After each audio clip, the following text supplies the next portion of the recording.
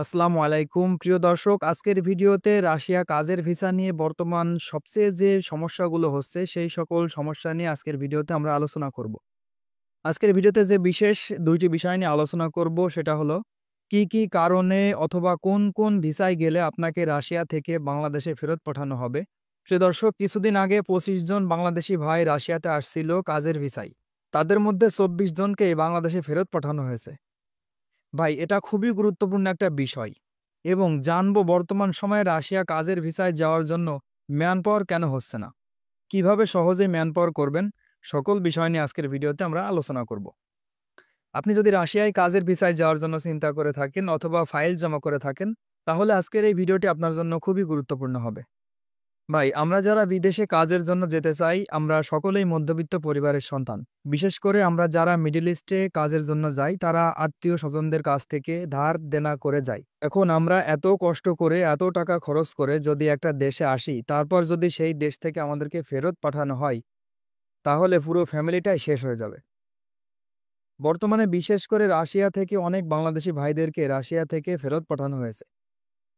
তাই অবশ্যই আপনাকে আগে জানতে হবে কি কি কারণে আপনাকে রাশিয়া থেকে ফেরত পাঠানো হতে পারে। এবং অনেক সময় দেখা যায় অনেকে রাশিয়াতে কাজের ভিসায় আসেন, কিন্তু আসার পর তাকে কোম্পানি রিসিভ করে না। আবার অনেকে ইমিগ্রেশন থেকেই ব্যাক পাঠায়। এসব সমস্যা থেকে বাঁচার জন্য আপনাকে অবশ্যই আগে সতর্ক হতে হবে। ভাই, বর্তমানে আপনারা অনেকেই রাশিয়া কাজের ভিসার জন্য আবেদন করেছেন। যারা এখনো ভিসা পান নাই, তারা যে বিষয়গুলো খেয়াল রাখবেন তার মধ্যে অন্যতম হলো আপনারা চেষ্টা করবেন নিজে এম্বাসিতে দাঁড়িয়ে নিজের ফাইল নিজে জমা করার জন্য। মূল যেসব কারণে রাশিয়া থেকে ফেরত পাঠানো হয়েছে তাদের মধ্যে বিশেষ কারণ হচ্ছে, যারা রাশিয়া থেকে ফেরত আসছে তারা কেউ ম্যান পাওয়ার করে রাশিয়া যায় নাই। আপনারা একটা বিষয় জানেন যে আমি আমার প্রত্যেকটা ভিডিওতে আপনাদেরকে বলি যে ভাই, আপনারা কেউ এম্বাসি ফেস না করে এবং ম্যান পাওয়ার না করে রাশিয়াতে আসবেন না। আবার আমাদের মধ্যে অনেকে আছেন যারা অনেক দিন যাবৎ ফাইল জমা করছেন কিন্তু কোনো আপডেট পাচ্ছেন না। আবার অনেকে ইনভাইটেশন লেটার পেয়েছেন, ওয়ার্ক পারমিট পেয়েছেন, ভিসাও পেয়েছেন, কিন্তু ম্যান পাওয়ার করতে পারছেন না। ভাই, আপনারা একটু কষ্ট করে আপনার সকল ডকুমেন্টস একটু চেক করে নেবেন। সরাসরি রাশিয়ান এম্বাসির মাধ্যমে চেক করে নেবেন। আপনার ইনভাইটেশন লেটার অথবা ওয়ার্ক পারমিট এবং ভিসা এগুলো চেক না করে এজেন্সির সাথে লেনদেন করবেন না। কিন্তু আপনারা ভিসা হবার আগে অনেকে ৩ থেকে ৪ লাখ টাকা পর্যন্ত এজেন্সিকে দিয়ে রাখেন। ভাই, আপনারা চেষ্টা করবেন ৫০,০০০ টাকা ভিসা হবার আগ পর্যন্ত দিবেন এজেন্সিকে। এরপর বাদবাকি টাকা ভিসা হবার পর দিবেন। এরপর ম্যান পাওয়ার হবার পর সব টাকা দিয়ে দিবেন, কোনো সমস্যা নেই। আচ্ছা, এবারে আমরা মূল বিষয় নিয়ে আলোচনা করি। কি কি কারণে রাশিয়া থেকে ফেরত পাঠানো হচ্ছে এবং কোন কোন ভিসায় গেলে ফেরত পাঠানো হচ্ছে এবং এবং কি কি কাজে এবং কি কি ভিসায় গেলে কোনো সমস্যা হবে না। ভাই, বর্তমান সময়ে যেসব মূল কারণে ফেরত পাঠানো হচ্ছে তার মধ্যে অন্যতম কারণ হচ্ছে আপনাদের ভিসা ঠিক থাকে না।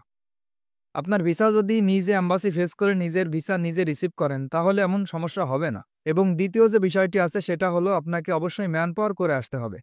এজেন্সি আপনাকে বলতে পারে যে এয়ারপোর্ট কোনটাকে পাঠাবে অথবা বডি কোনটাকে পাঠাবে। এভাবে রাশিয়াতে না আসাই ভালো। তবে বর্তমান সময়ে যারা সিনোপেক কোম্পানিতে আসবেন তাদের জন্য ইনশাল্লাহ কোনো সমস্যা হবে না। আপনারা যারা মনে করেন সিনোপেক কোম্পানিতে কনস্ট্রাকশন কাজে অনেক কষ্ট, এ কাজ আমরা যাব না, বা এটা বাংলাদেশি কনস্ট্রাকশন কাজ না। তবে সিনোপেক কোম্পানিতে একটু কষ্ট হলেও আপনি ভালো টাকা ইনকাম করতে পারবেন। অনেকে আছেন যারা প্যাকেজিং কাজে এবং বিভিন্ন ফ্যাক্টরি কাজে আসার জন্য ফাইল জমা করেন, কিন্তু ভাই আপনাকে আগে জানতে হবে যে আসলে কি প্যাকেজিং কাজে অথবা ফ্যাক্টরি কাজে কতজন মানুষ রাশিয়াতে পাঠিয়েছে, তারা কতজন মানুষ রাশিয়া প্যাকেজিং কাজে অথবা ফ্যাক্টরি কাজে আসছে। বা এসব কাজে ভিসা হয় তবে খুবই কম।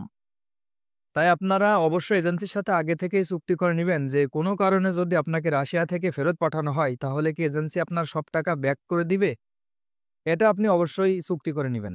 আচ্ছা, এবারে আমরা আলোচনা করব বর্তমানে রাশিয়ার কাজের ভিসার ম্যান পাওয়ার হচ্ছে না কেন এবং কিভাবে সহজেই ম্যান পাওয়ার করতে পারবেন। দেখেন, বর্তমান সময়ে রাশিয়ার ম্যান পাওয়ার নিয়ে খুব সমস্যা হচ্ছে। আবার অনেকে আছেন যারা ভুয়া ভিসার কারণে ম্যান পাওয়ার করতে পারছেন না। এই ভুয়া ভিসা দিয়ে ম্যান পাওয়ারের জন্য অ্যাপ্লাই করলে আপনার ম্যান পাওয়ার কখনোই হবে না। আপনার ভিসা যদি ভুয়া হয় তাহলে কখনোই ম্যান পাওয়ার হবে না। কিন্তু আপনার ভিসা যদি সঠিক থাকে তাহলে ম্যান পাওয়ার করতে পারবেন। তারপরও আপনাকে কন্টাকে ম্যান পাওয়ার করা লাগবে। আরও ৩ থেকে ৪ মাস আগে মোটামুটি ভালো ম্যান পাওয়ার হচ্ছিল, কিন্তু মাঝে বাংলাদেশ থেকে কিছু লোক রাশিয়ান যুদ্ধে গিয়ে একজন মারা যায়। এসব সমস্যার কারণে ম্যান পাওয়ারের জন্য আবার নতুন করে সমস্যা হচ্ছে। তবে আপনার এজেন্সি যদি দক্ষ হয় তাহলে তারা কন্টাকে ম্যান পাওয়ার করে দিবে। তবে আপনারা চেষ্টা করবেন ম্যান পাওয়ার করে রাশিয়াতে আসার জন্য। প্রিয় দর্শক, আজকের ভিডিওটি এ পর্যন্তই। পরবর্তী ভিডিওটি পেতে এবং আমাদের ভিডিওগুলো যদি আপনার ভালো লাগে তাহলে আমাদের চ্যানেলটি সাবস্ক্রাইব করে রাখতে পারেন।